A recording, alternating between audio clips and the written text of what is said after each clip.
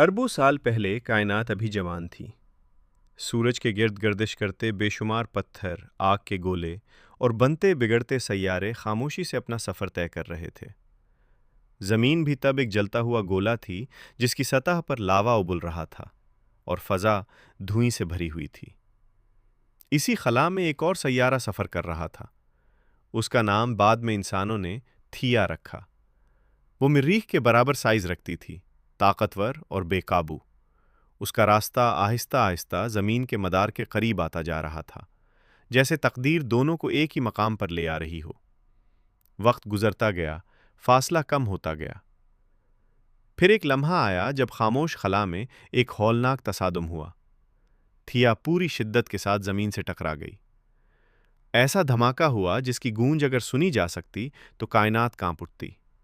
دونوں کے بڑے بڑے حصے ٹوٹ کر خلا میں بکھر گئے۔ آگ کے بادل، پگھلے ہوئے پتھر اور گرد و غبار نے زمین کے گرد ایک چکر لگانا شروع کر دیا۔ تھیا تقریباً ختم ہو گئی تھی۔ زمین بھی شدید زخمی تھی، مگر تباہی کے اس منظر میں تخلیق کا بیج چھپا ہوا تھا۔ خلا میں گردش کرتے وہ ٹکڑے آہستہ آہستہ ایک دوسرے کے قریب آنے لگے۔ کشش ثقل نے انہیں جوڑنا شروع کیا۔ لاکھوں سال گزر گئے۔ بکھرے ہوئے ذرات نے مل کر ایک نیا وجود اختیار کیا۔ وہ وجود چاند تھا۔ چاند میں زمین کا بھی حصہ شامل تھا اور تھیا کا بھی۔ یوں تھیا مکمل طور پر مٹ نہ سکی۔ وہ اپنی ایک نئی شکل میں باقی رہی، زمین کے گرد گردش کرتی ہوئی۔ ہر رات وہ زمین کو دیکھتی، جیسے کوئی پرانی یاد خاموشی سے ساتھ چل رہی ہو۔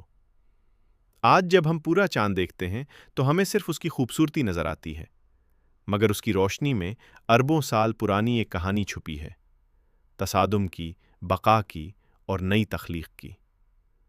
شاید اسی لیے چاند زمین سے اتنا قریب محسوس ہوتا ہے، کیونکہ وہ دراصل زمین ہی کا ایک بچھڑا ہوا حصہ ہے، اور تھیا کی آخری نشانی بھی۔